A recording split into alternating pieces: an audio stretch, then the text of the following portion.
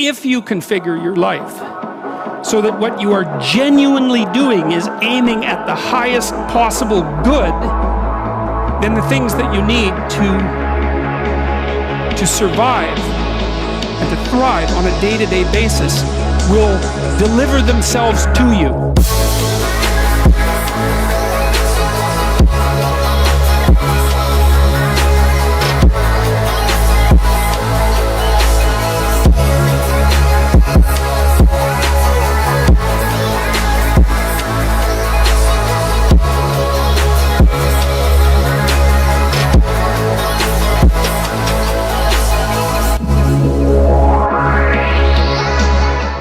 John Adolfi, it's so nice to finally meet you. Is it Adolfi?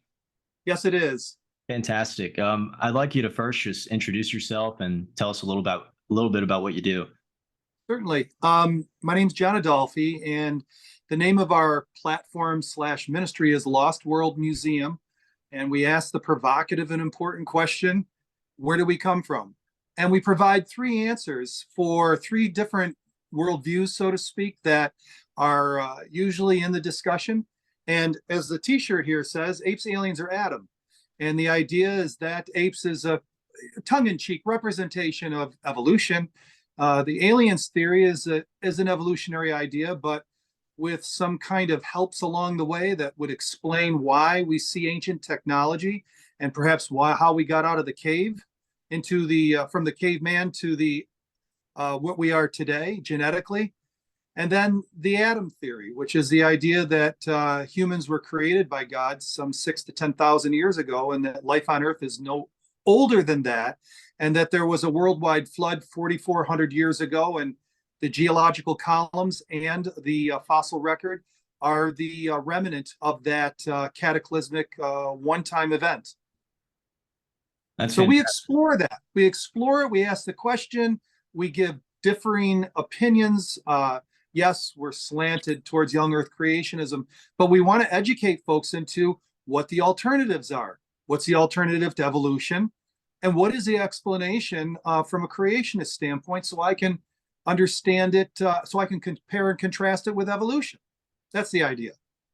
Okay, yeah, I've found a lot of really great videos you've had using props and everything discussing this matter, and I've just enjoyed watching those. There's an article that recently came out that I wanted to kind of talk about here for a minute. It came out on May 29th, and it's about Neanderthals that were dabbling in chemistry. I'll just read a little excerpt from that article.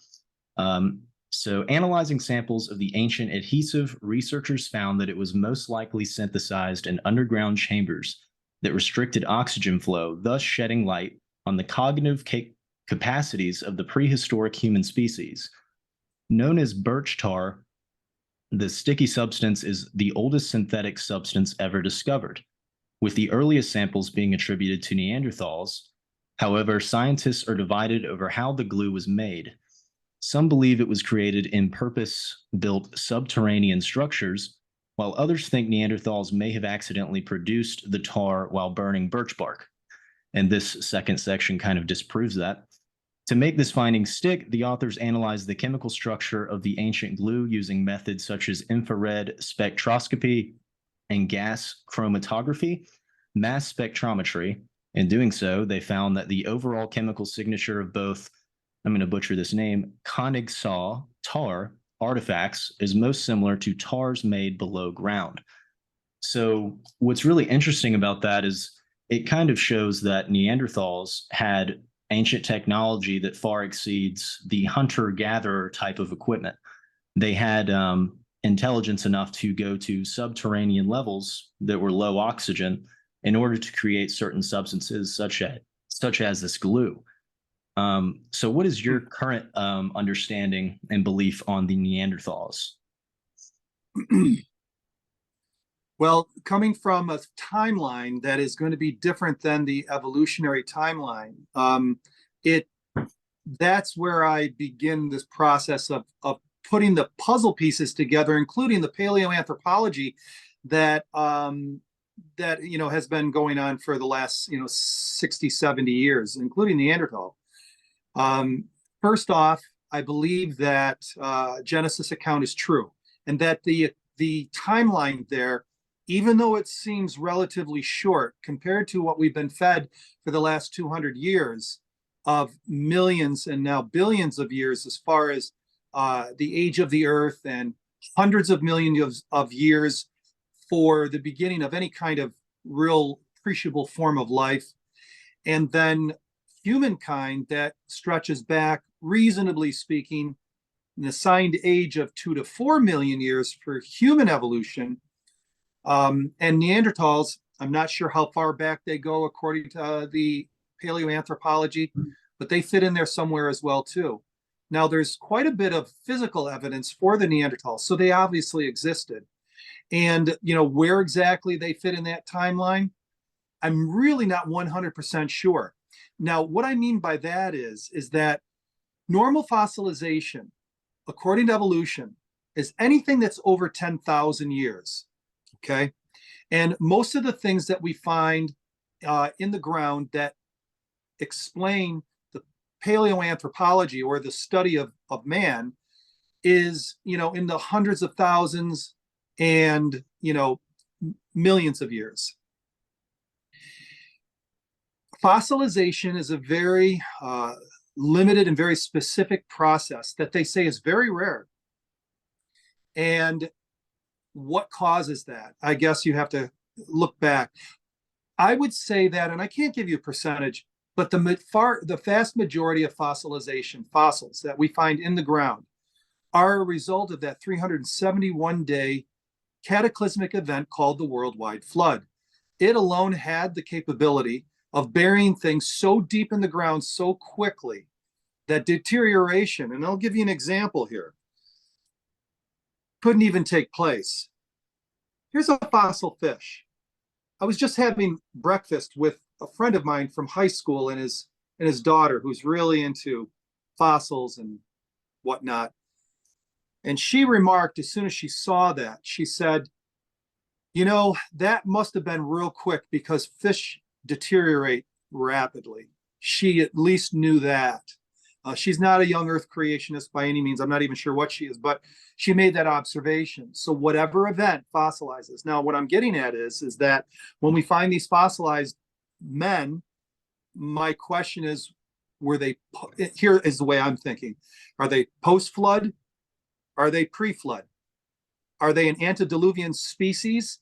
Or are they a post-flood species that went through the fossilization process? And it's true, the fossilization process can take place even after the worldwide flood, whether it be a localized flood or just some kind of geological, happening. The problem with piecing this thing together, even for creationists, even with the model that they follow, is that it just when you think everything is going right, it turns left. I've talked to creationist geologists, and they tell me that it's not as cut and dry, even in creationism, as when you're trying to figure things out. And the same thing goes for evolutionists. Don't think that they have a free ride here. It's not. So, is the Neanderthal, is the first thing I ask, a post-flood human? Human. And I believe for the most part he is. Now, the question is, who were these antediluvians, these people before the flood, and what kind of heritage did the Neanderthal come from? And my answer is that this technology, this intelligence, came from us before the flood, far exceeding anything that we can even show today as far as an IQ of over 200. Dr. Carl Baugh put together a study to see what the possible IQ was of the people before the flood, i.e. Adam and Eve. And they said that there was 130, maybe 150 generations from today to 6,000 years ago. And utilizing a very minute amount of deterioration genetically that takes place in the body, the mind, or whatever, he traced back in a very conservative and reasonable manner what the IQ would be for a antediluvian, and he came up with 400 to 715 IQ. So the people shortly after the flood had a higher IQ and robustness that we see today, which I believe helped in making the pyramids of Egypt, that helped in the the megalithic structures in Lebanon and in Peru that we puzzle over and wonder why it wouldn't be so easy to do it today.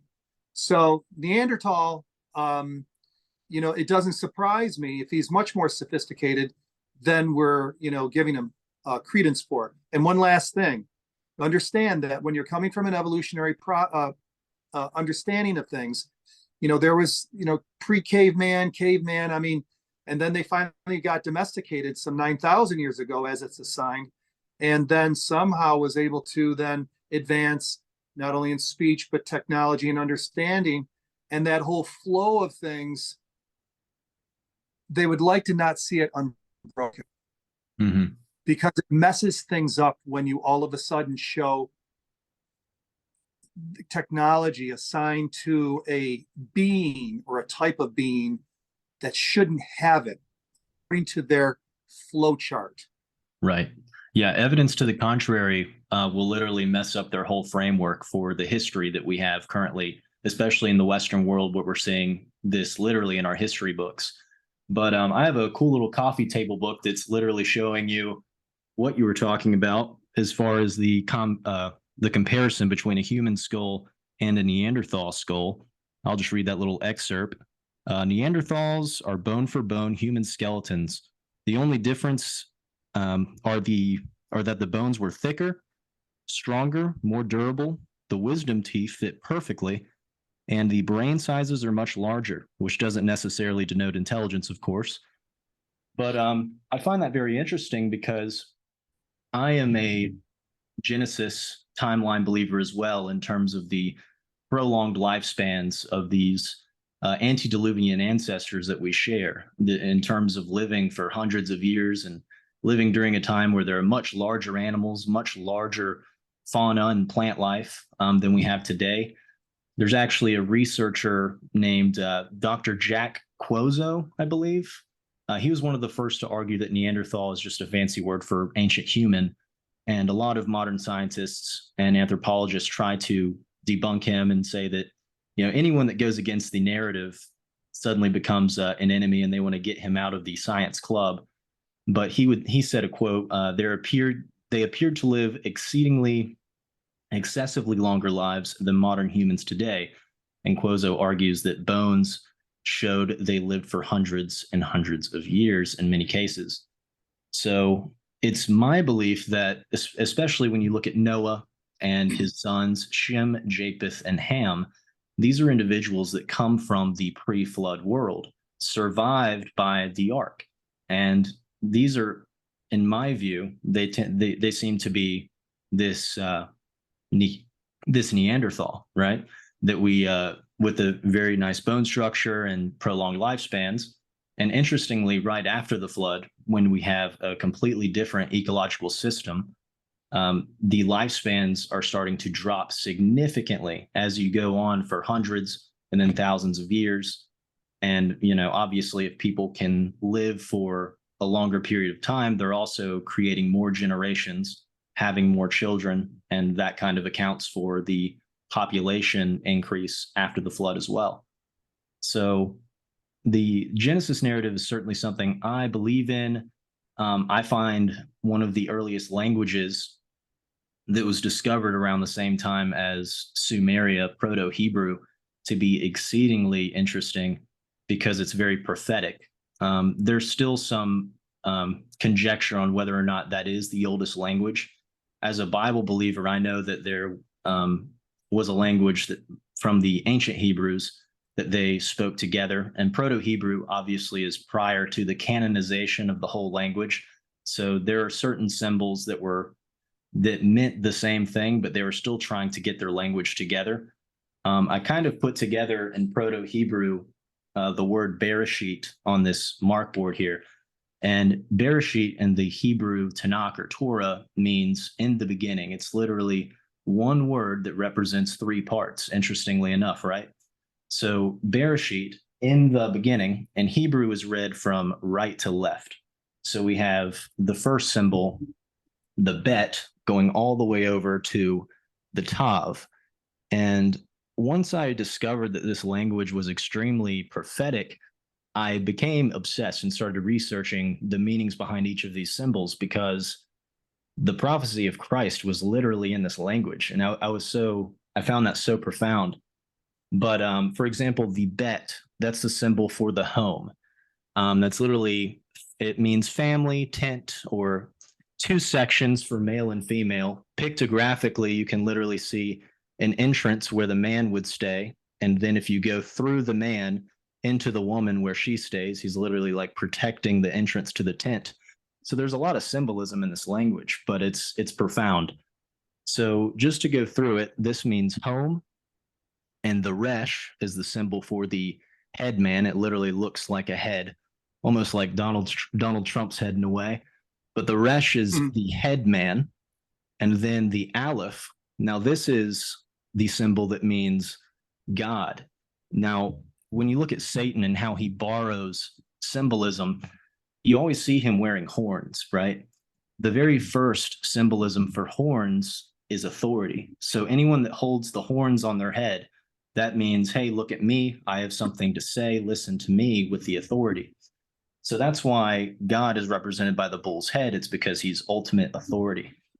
So you have home of the head man, God man, and then we have the shin. The shin is a three-pointed crown, much like the sons of Noah or Shem, who had the highest blessing, and crown is synonymous with blessing. The shin is also representative of, let me see, Gideon's 300 even. Not to be confused with the Spartans' 300. Gideon's 300 actually didn't die, and they defeated vast armies under God's blessing. So this is literally a three-pointed crown, also symbolizing the nature of God. And then we have the yod. The yod is literally a right hand. Symbolic or numerically, it's represented by the number 10. Interestingly enough, Jesus is the right hand of God. And then we end with the tav. Now, the tav actually didn't have the meaning we know of it today as the cross, but in this day, it was known as a mark or a sign, kind of like an X marks the spot, new beginnings, or an open palm, giving something. The reason I say this is a prophetic language is because people probably didn't realize the depth, certainly didn't realize the depth of this during that time, because altogether, this means home of the head man, God man, 1 in 3 parts, the right hand of God will go to the cross.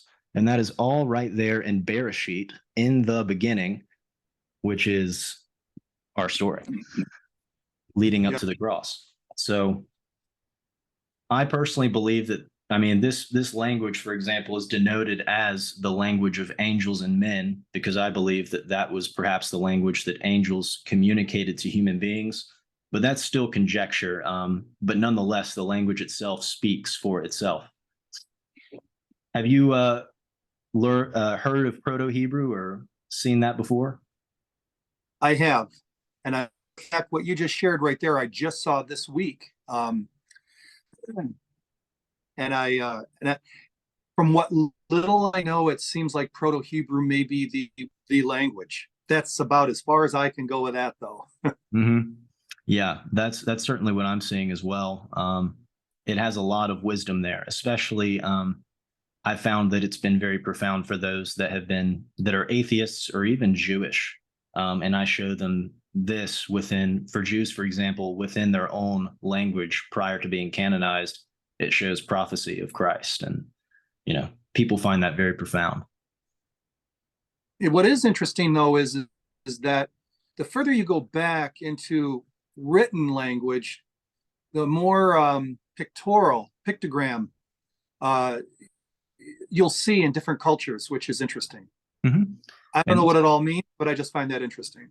It is interesting, especially since it's, again, 1 in 3 parts. It's pictographic, numerical, and phonetic. All 3 of those meanings coinciding together.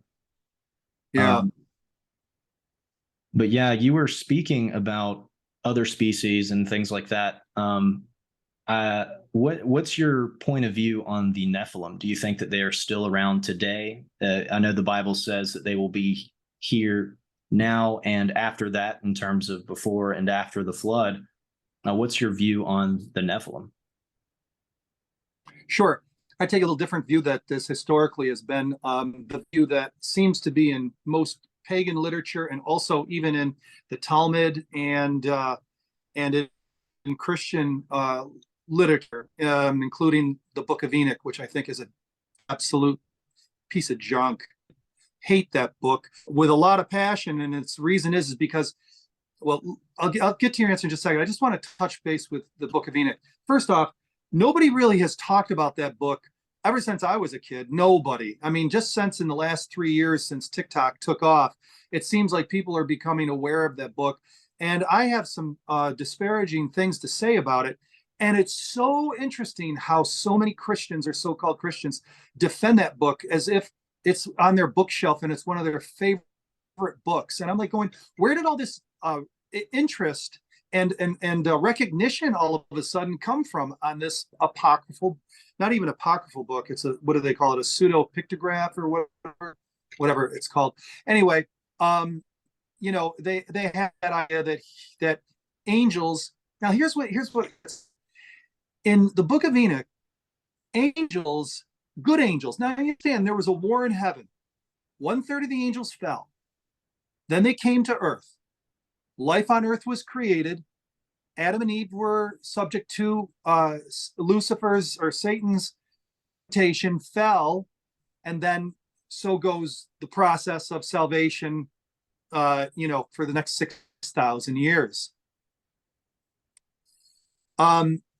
In the Book of Enoch, and I always say Enoch, and everybody gets on me for that. My wife says, you can go ahead and call it Book of Enoch. Good angels, 200 of them, are looking down from heaven that have absolutely no carnal nature, just the opposite, and are then going to leave the realm after the war in heaven, after 1/3 of their friends decided to go and their fate is sealed. After that tearing apart and war that took place, they're going to look at human women and go, boy, I think I'd like to have relations with them. First off, the question is, can they even do that? The second question is, what are good angels doing looking at the human fallen women and saying, I think I want to go down and have relations with them? Let me continue. And so let's just say that's true. They do. It says in the Bible, if you follow this theory, that they became husbands. So that what, they go off to work, come back and say, oh, how's our little giant baby doing? Oh, he's getting into all sorts of nonsense, honey. According to the Book of Enoch, they grew so high, 450 feet, and they started to eat everything and everyone. And they had to put an end to that. And so if these things, these Nephilim, are hybrids, as we're led to believe, how many of them were there? Have been children with other hybrids? It gets really weird. Here's my take on it. Humans before the flood were twice as tall as we are today and had a mental capacity far exceeding anything that we can imagine. If we look at the savants, that they have the ability to smell colors, they can hear footsteps and know exactly who's coming. They can do calculations in their brain that you know computers can do, and you know they had perfect recall. You piece all those together, and that's an antediluvian brain. So you take that, and that's what we started as. Our genetics were such that we could have children with our siblings, and there wasn't going to be a problem. And the earth was such that the oxygen levels, the pressure, the barometric pressure, all of that was perfect, better than it is today. They run without getting winded, and everything grew very lusciously. You know, these people before the flood were large, and they all lived to be 900 years. The Nephilim, nothing more than the people of Seth, who were told not to marry with the people of Cain. And so the Canaanite women looked pretty good, just like Samson and Delilah looked pretty good. And what happens when you have Christian values literally married to pagan values, the Christian values typically get swallowed up. And we see that principle over and over again. It's better to marry your own and keep that flame going. And that's what they were supposed to do. And the reason why I believe that's the case is because when it came time for God's distinct message of come board the ark, we're building this ark, 8 people get on board and everybody else basically says he's insane. They had gotten so bad that they were doing everything just real bad. You don't need angel blood to make humans even more eviler. We see that today. You take some of the most heinous crimes, you think that is requiring angel blood? Bad angel blood. So many inconsistencies with that. So what you have is the daughters of men, which is representative of the fallen human nature. Jesus was Son of Man. He took on flesh, fallen flesh, and Son of God. He was divine. Son of God can mean one of 3 things. It can mean 1, an angel. 2, it can mean an unfallen human. Or 3, and a regenerated, adopted human. Those are 3 times that Son of God, small s, is used. It says that Adam, it goes back in the genealogy in Luke, and it says who begot who, is the son of Adam, who is a son of God. So the unfallen people, or the righteous people, are represented by the sons of God. They lived away, maybe in the mountains. And then the people in the valley, let's just say, the daughters of men, they were the ones with the fallen nature that had completely divorced themselves from God. They intermarried, and as a result of that, bad. You see after the flood, you see Nephilim, whatever. You see them in Canaan, the land of Canaan. They're not angels and humans mating again. No. They are what's left over genetically from that time. Goliath and his brothers genetically left over that recessive gene from that time. We dumbed down in age within 6 generations from 900 to 200. I believe that during that time, we dumbed down in size almost immediately. But the generation or 2 that didn't dumb down right away were the people that the legends of the megalithic societies or cities throughout the world, almost every single one of them says that giants were involved in the building of it, including the pyramids. I'm not saying it was exclusively giants, but I think with the pyramids, there were giants there that were assisting in the process, and they were nothing more than the leftover genetically gifted individuals that we were once. That's my take on the Nephilim. Mm-hmm. I've heard a lot of separate theories, especially with some others that I've spoken with regarding the Nephilim. I know that, when the fallen angels descended upon Mount Hermon, as it's kind of mentioned in the Book of Enoch, and I don't think that the Book of Enoch is a literal text that we should take like the Bible, but I think that there is some wisdoms in there that we can take about fallen angels, perhaps, because there is some discrepancies in the Book of Enoch that don't go in line with the Bible. But nonetheless, I think that fallen angels did give wisdoms to humans that we did not yet deserve. And with that, it makes sense as to why we see these pre-flood civilizations that were so advanced. We see people talking about Atlantis and sub-Saharan Africa and like these possible locations that existed prior to the flood. And a lot of people think that this is based on wisdoms given from fallen angels. It may also be the case that we were just intelligent enough to come up with that ourselves. But I've heard that theory. I've also heard the theory of a seed war between the fallen angels that were basically damned for eternity, wanting to spite God by attacking humans by way of changing the seed, calling it a seed war, where basically the creation of Nephilim would be like a huge insult to God, because they were never meant to exist in the first place. And those disembodied spirits of the Nephilim are what demons are. because there's this belief that demons are not the spirits of human beings, rather they are the fallen angels and these Nephilim when disembodied. So there's two major paths that people go on in regards to that.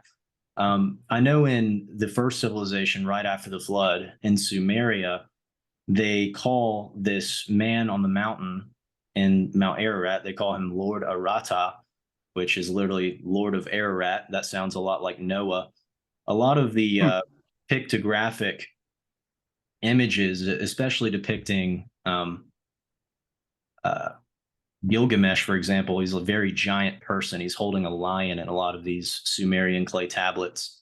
But there's a lot of interesting wisdom right after the flood that coincides with the Bible with regards to Noah, especially. And Nimrod, who in Sumerian is called Enmerkar, he literally wrote on Sumerian clay tablets about his whole feud with Lord Arata. And he's just like trying to appease and get approval. And he's just like, nope, I want nothing to do with you. And Nimrod is obviously descended from Ham, moving into Africa with that genealogy. But I saw that you had a interesting time chart depicting the last, well, is it the last 10,000 years? Are you using the timelines of the ancestors of Noah for Genesis? Yeah, I am. In fact, let me grab that.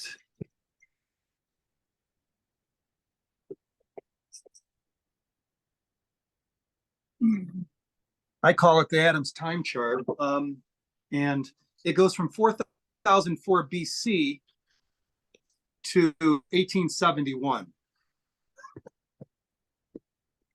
This may be backwards for everybody, but right here is the timeline up here, and then they've got a whole bunch of interesting facts down there, and this unfolds. It's quite large, but you can also put it in your lap and just fold it a little bit at a time as you go through it. Yeah. Bishop Usher, it follows Bishop Usher's the way he renders Genesis and the timeline and the genealogies. This is essentially what I use. I look at the ages of all of the antediluvian ancestors of Noah to kind of build a format around the age of the earth. But yeah, I saw you released a recent video. You were talking about aliens. What is your view on aliens? Because it's my view that aliens are demonic. What is yours?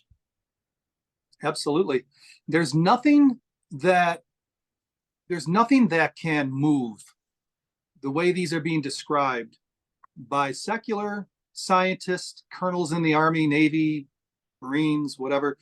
They say one recently, like in the last couple of years, said that after watching the behavior of it, he realized that there was intelligence involved. Okay, one check mark. That's correct. There is intelligence involved. Number two, another one said that there's no way that there's anything inside of it that's biological because the G-forces would just smush them. There you go. Can't be anything human on Earth biological because they can't move at these speeds and survive inside this thing.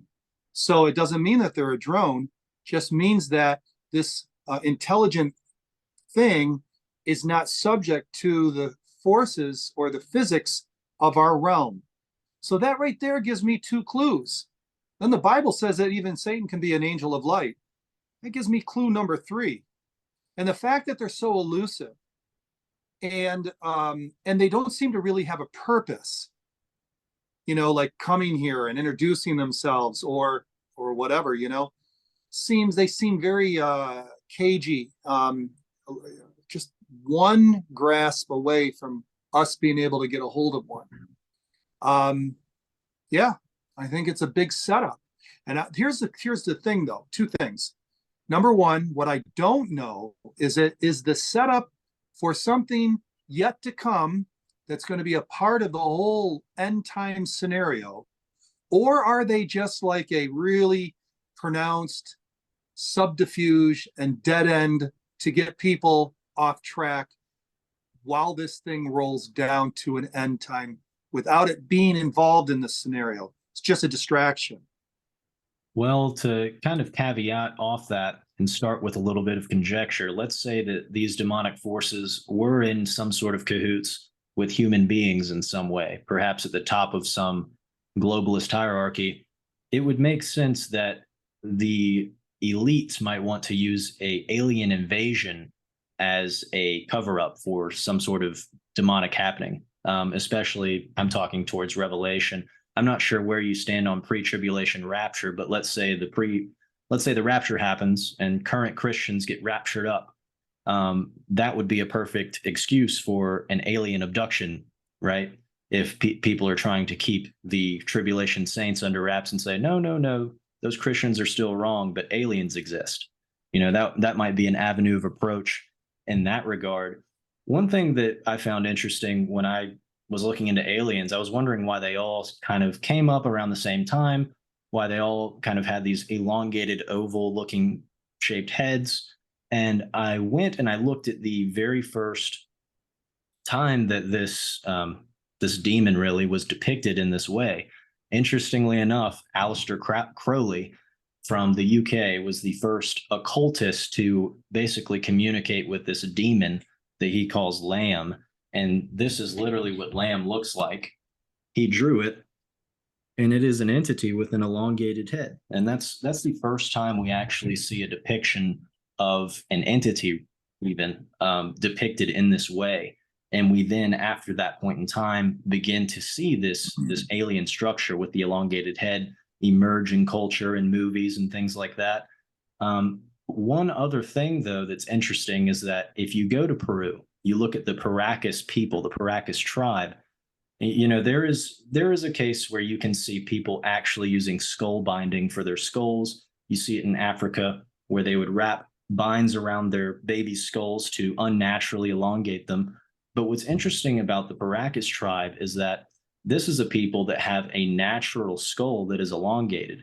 And this is very interesting because you have to look at some point in time in ancient history, maybe there had to be some sort of difference in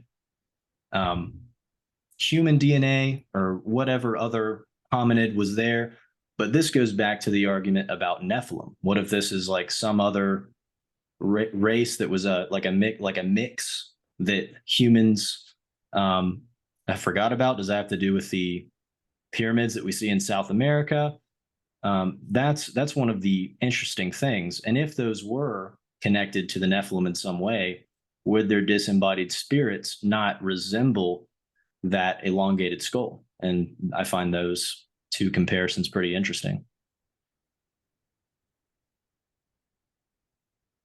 Bottom line is that what Satan is trying to do from the very beginning is to not get us to believe God and his word and to believe him in his word, is to be able to cover ourselves up with our own righteousness, i.e. leaves, and not accept the righteousness that comes from the slain lamb and the coverings that he gave Adam and Eve, right there in the garden. Two different forms of approaching something supernatural, okay?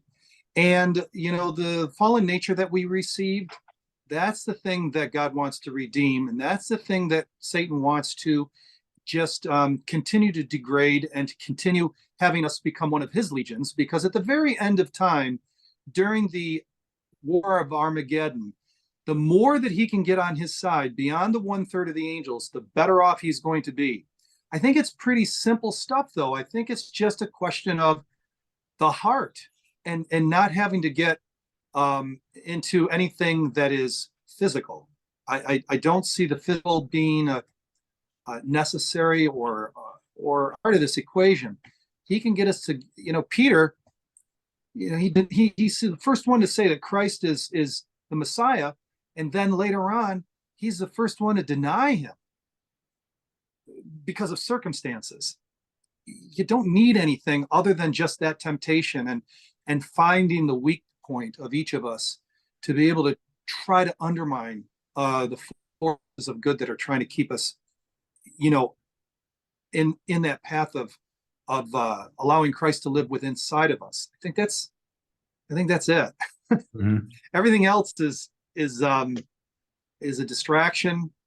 And you know, the line between truth and error is very, very close, and that's what becomes difficult to discern. I'll give you just one more quick example of what I mean by that. When Satan came to Christ in the wilderness, Christ could have on his own said things on his own to fight the devil, but he didn't. He quoted scripture when he fought the devil.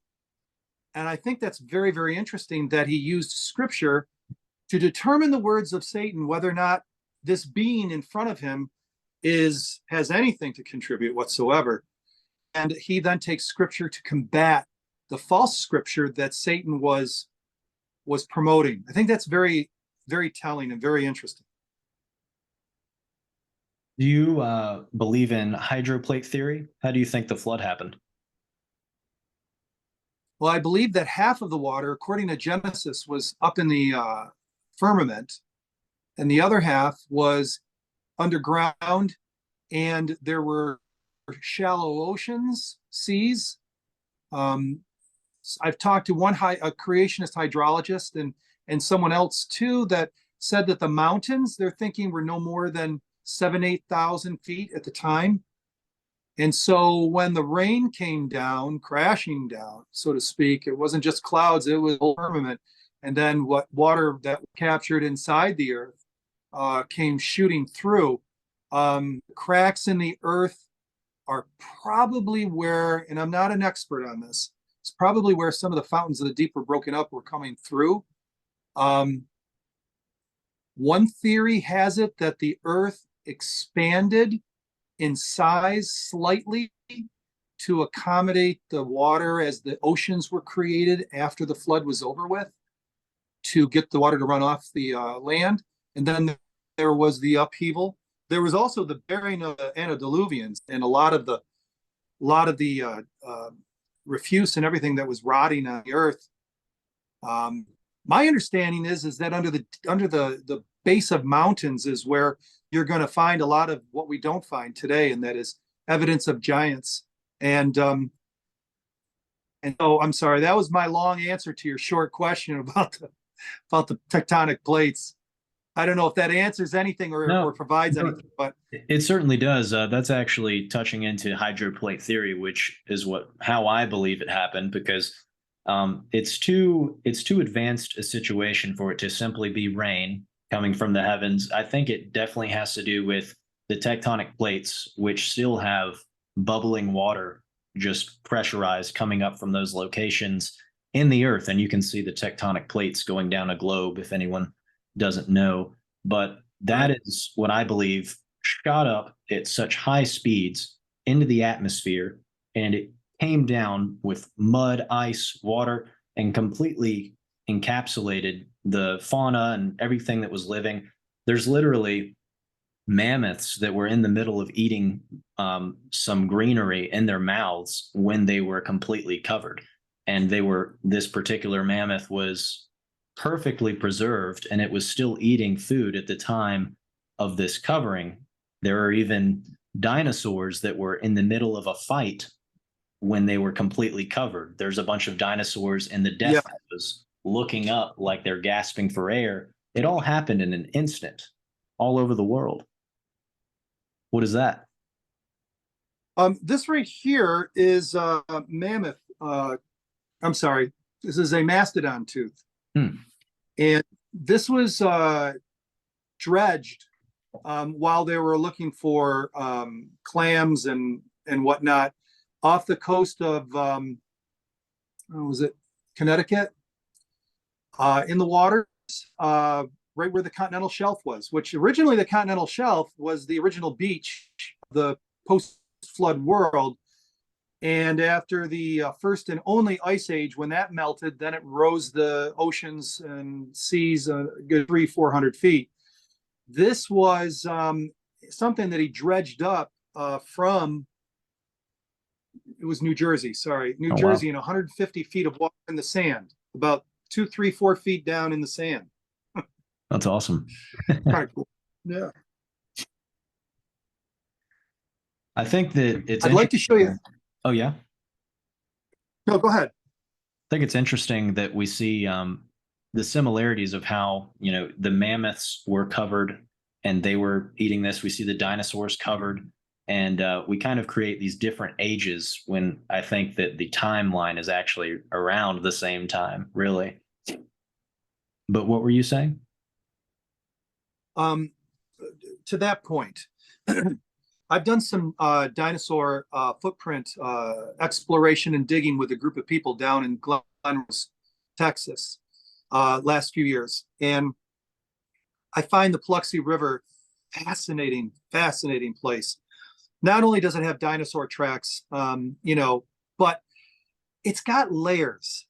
So you've got the base layer that's in the river, and sometimes you'll find dinosaur tracks in that.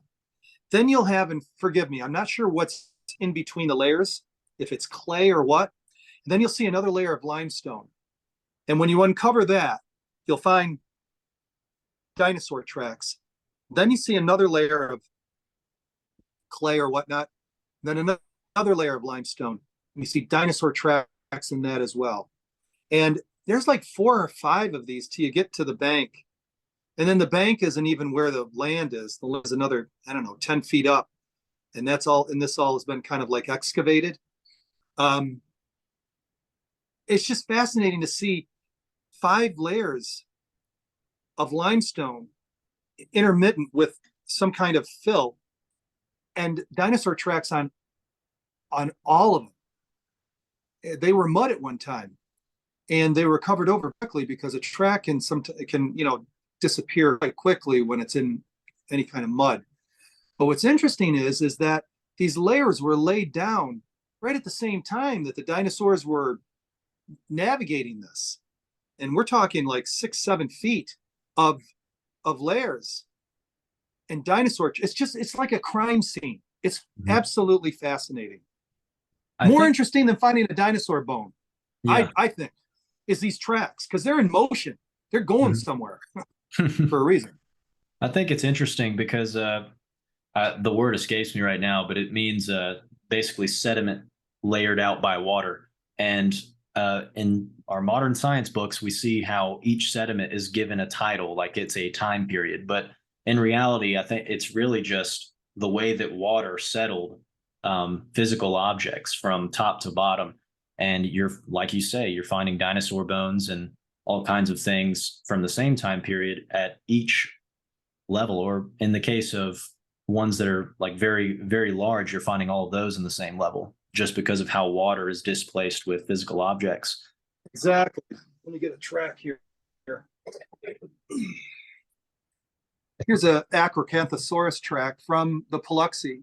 And although this one isn't as deep as some of the ones that I've seen, one anthropologist or paleontologist was from Canada was explaining to me that look at how deep the fossil or the imprint is. It's about 4 inches. He says, now scientists will tell you that limestone takes like 100,000 years to accumulate 1 centimeter or 1 inch or whatever.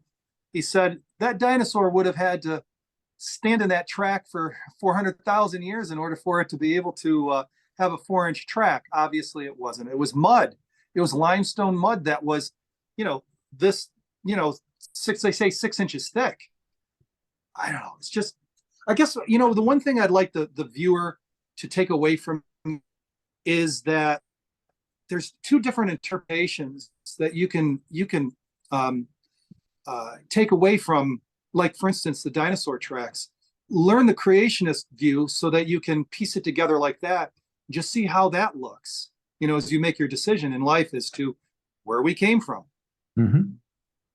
What's your opinion on carbon dating? Because I've seen a lot of discrepancy. I think there's an elephant that was petrified. It may have been Lucy the elephant, but they used carbon dating on each section of the elephant's body, and they came up with these astronomical numbers. Like the foot is 22,000 years old. The trunk is 10,000 years old. The torso is 2 million years old. And it's just like, okay, well, what are we doing Right. here?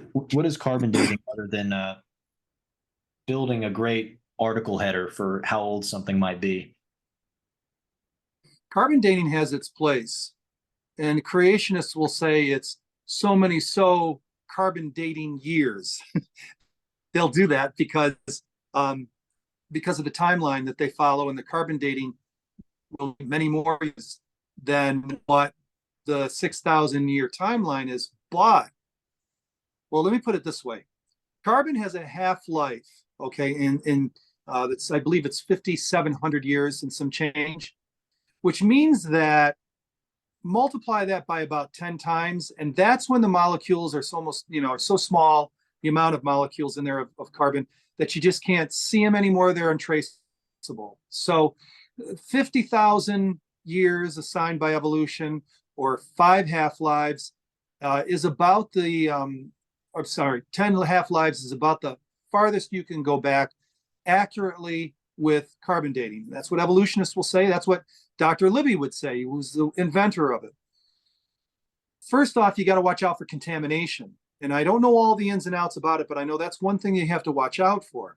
But beyond that, if it's an uncontaminated specimen, dinosaur bones are not sent to be carbon dated because they're 65 million years old, according to evolutionary theory, an assigned age of 65 million years at least.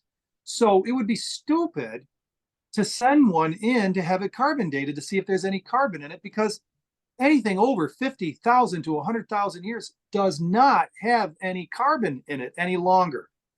However, their premise is such that prevents them from doing that.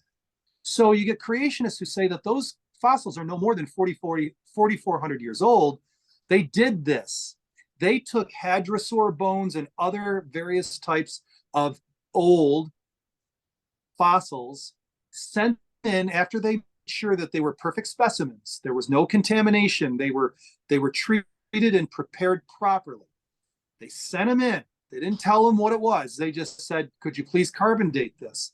They sent in a total, I think it was 25 different specimens. And they all came back within 20,000 to 40,000 years, carbon dating years. 20,000 to 40,000. Hadrosaur. If anybody knows what a hadrosaur is, that's a dinosaur. That shouldn't even be any carbon in it. They found carbon in dinosaur bones. 24 of them. I find that very interesting. Now, I don't have a lot of chemistry knowledge. From my understanding, carbon, for example, like you hold a piece of wood, carbon is in it. You hold a bone, carbon is in it. You said 50,000 years or carbon dating years, right? Until there is no carbon in it. What does that mean? So after the 50,000 carbon dating years, sure, what does it look like? So let's say you have 100. Let's say a specimen contains 100 molecules of carbon. Let's just say, in 5,700 years, it's going to have 50. In another 5,700 years, it's going to have 25. You keep doing that until it gets down to like 1 or a half, and it's negligible. You can't even detect it any longer. So you add up those carbon dating years of 5,700 half-lives. You can only go back so many half-lives until it's all dissipated. It's all gone. Yeah. Interesting. Yeah, that makes sense. Yeah. Yeah, and most of the dinosaur bones that are pre-flood, that was in the worldwide flood, is somewhere in the 25 to 40,000, carbon dating years consistently. Have you figured out the comparison between the 45 to 50,000 carbon dating years to the Genesis understanding in terms of years? Is there a way to? I have not. There are people much smarter than me that may have, but the most I've ever gotten out of someone who knows a lot more than I do said that the dinosaur bone is consistent in within that framework. between 25 and 45,000 years. I've seen a researcher prove that there was still, can't remember if it was bone marrow or the blood that was still in some dinosaur bones that he was researching. Have you heard of that? Yeah. It was Mary, what is it, Schleider? Can't remember her name, but she was the first one to find it. She was a evolutionary paleontologist, and it was completely by mistake. Now they're looking for them. Some are looking for them. You wouldn't look for that. You wouldn't allow yourself to look for that if you're an evolutionist. Because to think that something was preserved for 65 to now 83 million years or whatever, they found some in hadrosaur that are assigned an age of 83 million years, would be kind of dumb to look for something like that. So now they're like, you know, she was hesitant, I guess, to publish this for good reason, but now they kind of embrace it and say, wow, isn't it great how we were so wrong about how long things can be preserved? Well, John. Well, maybe it's only 4,400 years old. How about that idea? Oh, that's anathema. So 44, I see you referencing that 4,400 years, that 4,000 year marker. Do you believe that the dinosaurs were around during that time? 4,000. Yeah. So because Sumeria was 6,000 years ago, and even depicted on clay tablets in many civilizations, we see these dragons or these dinosaurs, these serpentine-looking creatures depicted during the time of the post-flood era. So, and you're saying the geological evidence or the archaeological evidence for the 40,000 carbon dating years. What evidence do you have for the 4,000 year marker for dinosaurs, or the conjecture? Genesis timeline. Genesis timeline. You know, there's other evidences, you know, like they use the Niagara Falls as an example of and the Gulf of Mexico with the amount of sediment that's been dumped in there, you know, from the Mississippi River. And if it was more than 10,000 years, it would look like this versus, you know, what we see. There's a number of, you know, like the oldest tree on Earth is, well, I think they've pushed that number back, but it typically was around 4,000 years, 4,500 years, 5,000 years. And, you know, in civilization, written language, and really a civilization, until they have now started to push that number back a little bit, has been around 5,000 years. You know, they seem to think that alphabet, you know, structures, you know, organizations, you know, engineering, having streets and religion and everything, you know, surfaced right around 5,000 years ago. All of a sudden, you know, out of the blue, ready-made, if they knew what they were doing. They sure did. Well, John, I thank you so much for everything that we talked about. I had a great time. I think there was some really good knowledge to pick up there. Is there anything else that you'd like to cover before we leave? Sure. If anybody's interested in seeing what we're doing with our videos and whatnot, we're on all the platforms. We just re-energized Pinterest, but you know, YouTube, Lost World Museum, or my name, John Adolfi, Facebook, Twitter, even Rumble and Instagram, YouTube that I mentioned. And I want to give everybody a free report. Here's one that it's called the three, and if you can, I'll read this. It's the 3 top reasons Noah's Ark must still exist. Pages long. This is only the front page, and I give it away for free. And all you got to do is go to museumalerts.com, and you'll be able to download a copy of that free report. Well, John, I've got one more thing now. You just reminded me. Okay, go ahead. So I know that you believe Noah's Ark is somewhere up in the Ararat mountain range, somewhere encapsulated in ice. Yeah. I have been under the understanding that the imprint in the earth along the Armenian-Turkey border was where that was, because it kind of outlined the measurements of the Ark. So why do you think it's still encapsulated in ice? Sure. It's very compelling. I can tell you that right now. The guys over at Institute for Creation Research learned about this. This was in Life magazine. I have that copy. It's from 1959, 1960. And a YouTube spy plane went over and saw this anomaly and took a photo of it. Ended up being published in Life magazine. In the 60s, a bunch of creationists went over there to see what it was all about. This is before anybody cared about it. They took even dynamite and dynamited a portion of it to get inside of it to see what was in there. And these geologists, these are trained geologists now, they said it's nothing more than a lava flow. Then Ron Wyatt goes over there, and I don't know if it was 78, I think he went over there initially. And I know several people that know Ron intimately well. And Ron said that this was Noah's Ark and made a big ado about it. So much so that they put up a visitor center and a road to it and said, this is Noah's Ark. Well, the people at the base of Mount Ararat know different. And we have 40 different, and I have a matter of fact, I have a free report on it, 40 different sightings of Noah's Ark over the last 200 years. And it goes across and it says, where is it located? What did it look like? Approximately, where was it situated on the mountain? And all 40 of these reports come back with this really basically the same thing. It's box-like. It's on the northeast side. It is in a glacier. It's in a valley. And when the glacier is melted, it's in a lake, small lake, because it's in a valley on the mountain. You got to go up to look down into it. And now it's broken into two. And so those eyewitnesses and the people the Armenians that lived at the base of the mountain, and Muslims over there in the military, they know it's there. That's where it is.